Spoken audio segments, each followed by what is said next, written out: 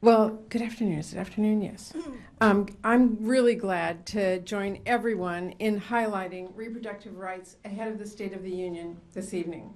I know we have some incredible guests here with us today, and I'm really honored myself to have Kayla Smith here from my home state of Washington to share her story.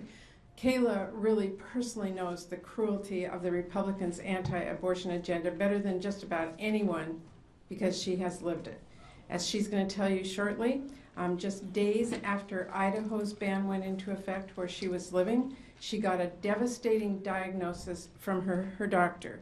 And because of Republicans' extreme heartless policies, her doctors in Idaho were barred from giving her the care that she desperately needed. That's what Republicans' anti-abortion extremism is doing to women. It is taking away women's own decisions about their bodies, their families, and their futures. And it is turning extremely challenging, difficult situations into living nightmares. The reality is there are so many women out there who are experiencing the danger and heartbreak of Republicans' anti-choice agenda. And there are so many doctors who are also, understandably, packing up and leaving states like Idaho that make it impossible for them then to do their jobs, states that force them to watch their patients suffer. And then there are all the patients that are left behind with even fewer maternal health care options. And let's not forget the other Republican attacks on everything from birth control to IVF. The reality is the horrific consequences of Republicans' war on reproductive rights are already nationwide. People in red states, people in blue states, people who never want kids, people who desperately want kids are all facing the fallout of this. Yet Donald Trump and the National Republicans are still pushing a national abortion ban. And many others are strongly supporting dangerous fetal personhood laws and many other alarming far-right proposals. Everyone here in America needs to understand what is at stake and the horror stories that are happening right now. That's why Joe Biden and the Democrats are going to keep lifting these stories up, standing with women and families, and fighting to not just be a firewall against Republican attacks, but ultimately to restore Roe and the right for women to make their own health care decisions without interference from politicians. I'm delighted that my guest at the State of the Union tonight is Kayla Smith. She is here with her baby, Nora, who and is Nora in the house? No, Nora's probably not being as good today, but she's tiny. And she has a story to tell that is so compelling. Kayla, thank you for your courage to come forward. Thank you for having me. Absolutely. So around 18 weeks, we had our normal anatomy scan, and we found out that our son had several fatal fetal anomalies. This was a very wanted pregnancy. My husband and I were trying to have another baby. We have a 3.5-year-old at home. At the time, she was 2. And when we found this out, it just happened to be 2 days after Idaho's trigger law went into effect. So we felt, we were scared. We didn't know exactly what our options were. And the tense and devastating situation in the room with our physician, you could tell that she also did not know really what she could say or how she could help us in those moments. We had to leave Idaho to come to the state of Washington so that we could meet our son. And I want to make it abundantly clear that we did not want an abortion. We needed an abortion, and we were not able to receive the care. We had to take out a personal loan of $16,000 to be able to do this. And I also understand that not a lot of women have access or the ability to be able to do that, which is the huge problem.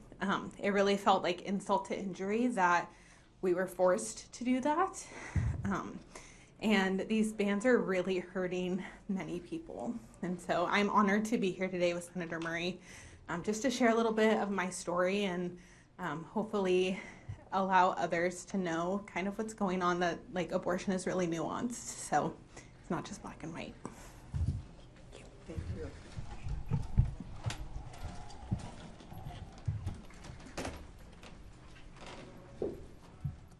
Thank you for being here, everyone. A few weeks from now, I'm going to get to hold my younger daughter in my lap as she squeezes her eyes shut, makes a wish, and blows out 6 candles on her birthday cake.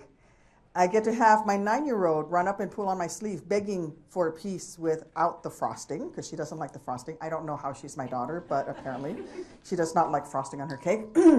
I'll cherish every moment of it, as I always do. This year, though, I already know that it'll feel a little bit different, that I'll feel even more grateful than normal. Because, you see, after a decade of struggling with infertility, after my service in Iraq, I was only able to get pregnant through the miracle that is IVF. IVF is the reason that there are birthday cakes and birthday candles and birthday wishes and birthday gifts for both of my girls in the first place.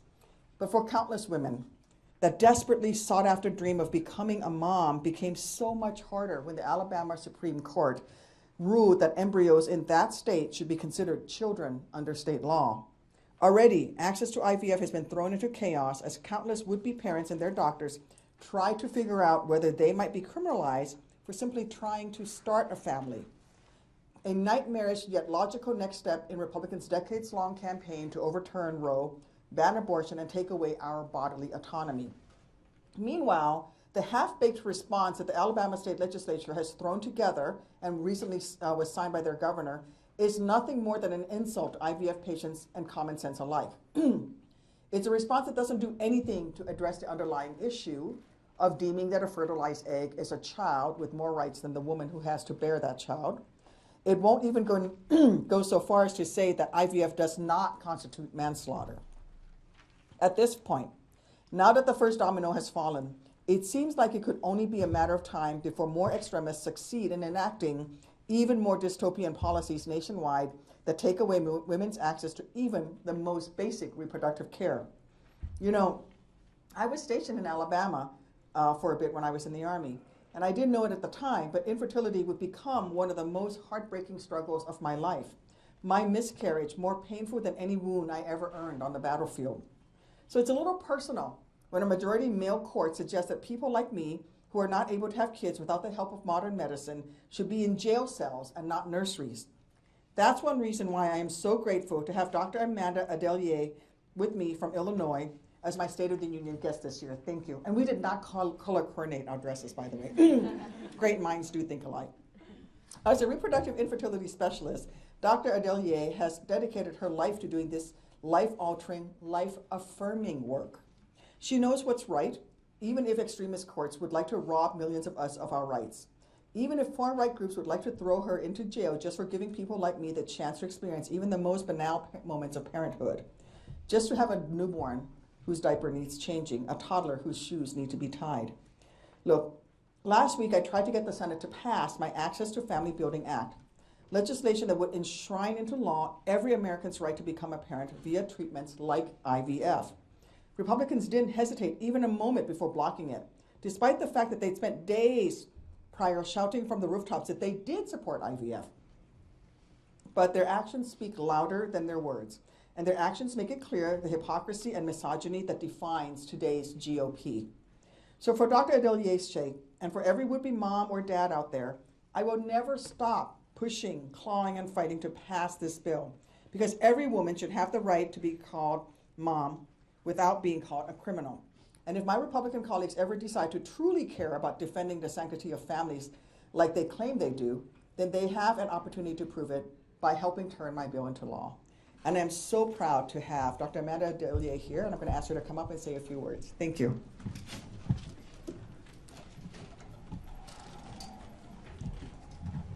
Thank you for those kind words, and thank you so much to Chairwoman Murray and to Senator Duckworth for being incredible advocates for reproductive care and for supporting IVF.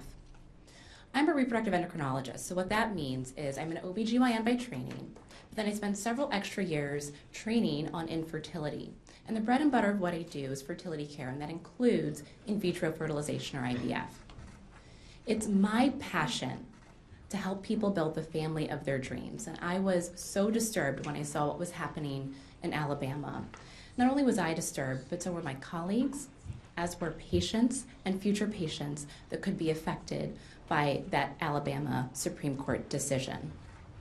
So my ask is really simple.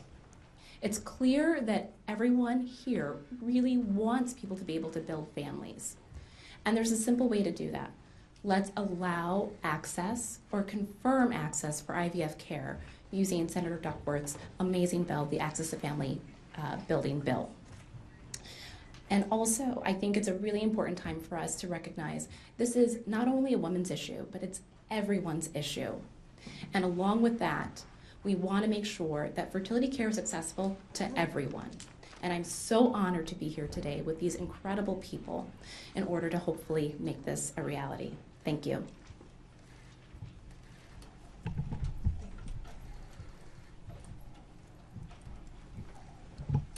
So thank you, everybody, for coming, and I want to thank Tammy for taking such a great lead on this issue, and my other colleagues, Brian and Patty, and there are many others who are on board on this issue.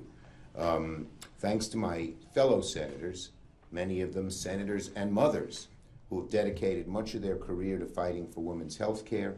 I'm proud to join in. And with me here today, and my guest at the State of the Union, is Kate Farley of Irvington, New York, in Westchester County. Kate's an attorney, a mother to baby Leo, 3. Almost 3. Almost 3, and is 37 weeks pregnant with a baby girl via IVF.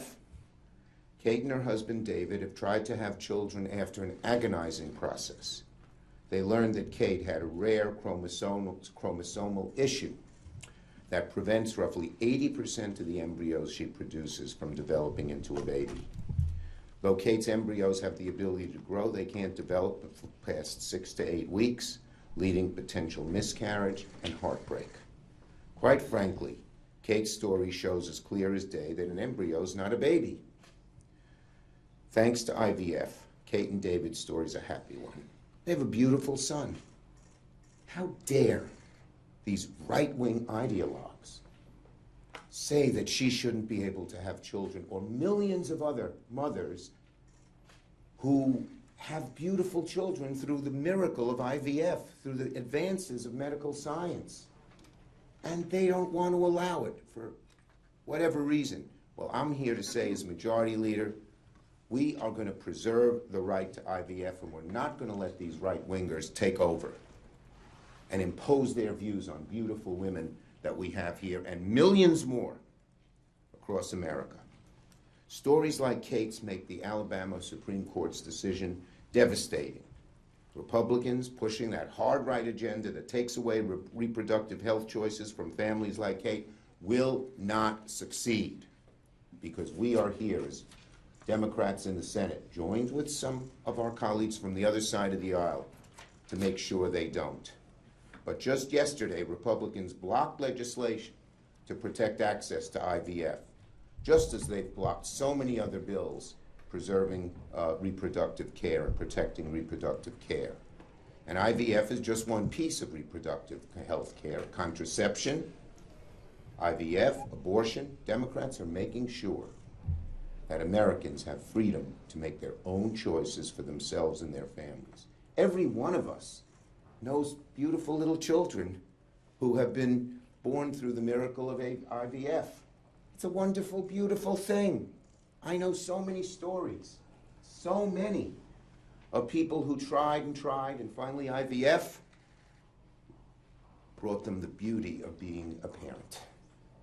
So we can't let this happen. We can't let these ideologues impose their views on America, and particularly on American women.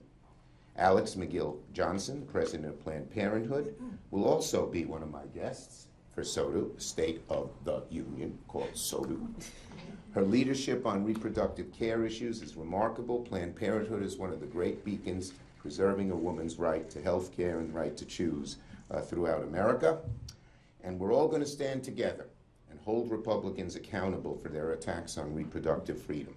Together, Senate Democrats are going to work to make sure families have happy endings like Kate and David. Well, and another happy ending, God willing, happening very soon. That's right. So let me turn to Kate so she can tell you personally what this means. This is not an abstract issue. It's real folks, real people.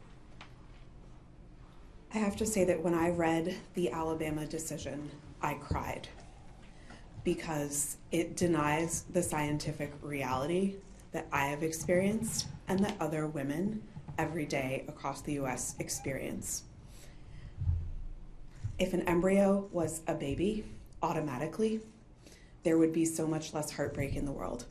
People don't talk about miscarriage, but it's thought that actually up to 1 in 4 pregnancies end in a miscarriage. And this is a secret, painful battle that many people are fighting.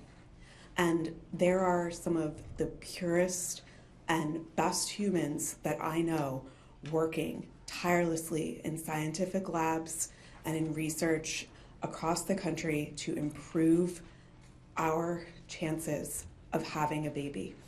I was raised Catholic, and I believe God works through people, and these people are doing God's work. And to say that these people who have done nothing other than to help their fellow man, their fellow humans, should not be allowed to administer a medical treatment to a couple who so desperately wants to have a child is an anathema. We can't let it stand. I believe in a woman's right to choose. My choice to have a baby, I felt like was taken away from me. I wanted one so bad that I couldn't have it. And IVF gave me that choice back. Thank you. Beautiful. Thank you, Kate. Okay, Brian?